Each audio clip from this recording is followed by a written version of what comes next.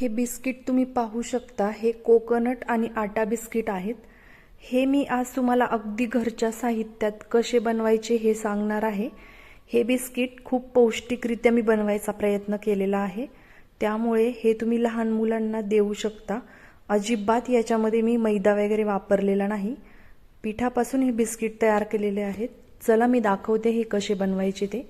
इथे मी गॅसवरती आपल्याला बिस्किट बेक करण्यासाठी कढई तापत ठेवलेल्या आहेत।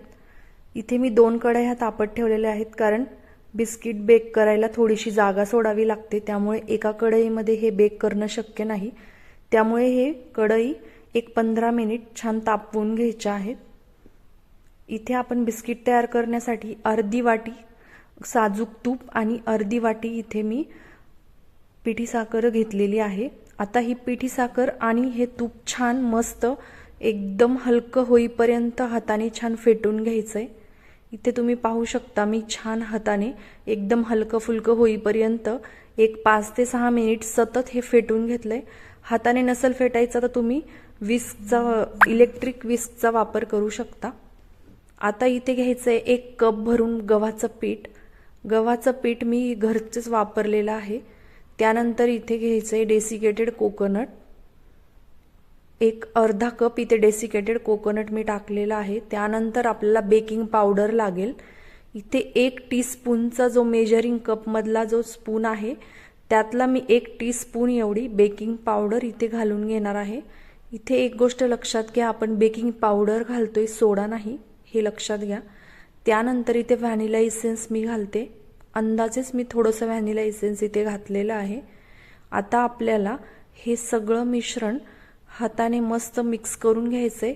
जास्त दाबून हे मळायचं नाही, एकदम हलक्या हाताने हे आपल्याला मिक्स करून घ्यायचंय। इथे गरजेनुसार तुम्ही दूध घालायचंय। दूध खूप जास्त एकदम ओतायचं नाही, गोळा बनवत जेवढी गरज आहे तेवढंच दूध आपल्याला इथे घालून घ्यायचंय। इथे तुम्ही पाहू शकता, मी हाताच्या साहाय्याने किती हलक्या हाताने इथे मी हा गोळा तयार करून घेतलाय। खूप जोरात मळायचा नाही, एकदम हलक्या हाताने तयार केलेला आहे। दूध मी 1-2 वेळेला मी इथे 2-2 चमचे असे 2-3 वेळा दूध घालून घेतले। दुधाचा वापर पाहिजे तसा करायचा आहे। पीठ जर जास्त घट्ट वाटत असेल तरच दूध घालायचं आहे। आता इथे मी केक टीन छान ग्रीस करून घेतलेले आहेत। तुमच्याकडे केक टीन नसेल तर तुम्ही कुठलीही प्लेट घेऊ शकता। आता आपण इथे बिस्किट तयार करून घेऊया। इथे तुम्हाला ज्या आकाराचे बिस्किट्स हवेत तेवढा गोळा तुम्ही इथे घ्यायचा आहे। तुम्ही पाहू शकता, मी इथे छोट्या लिंबा एवढा गोळा घेऊन आता हा छान हातावर गोल करून मस्त हात दाबून घेते।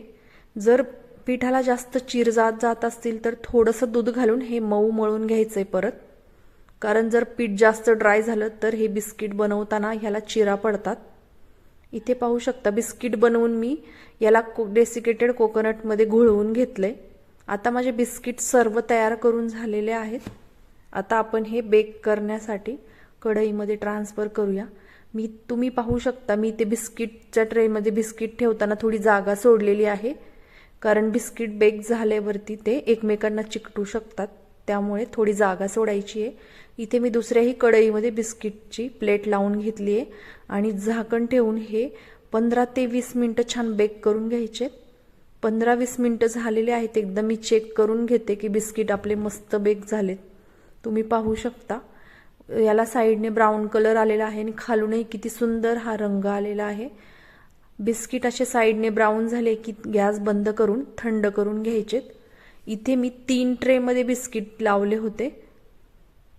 मस्त ब्राऊन कलर या बिस्किटला आलेला आहे।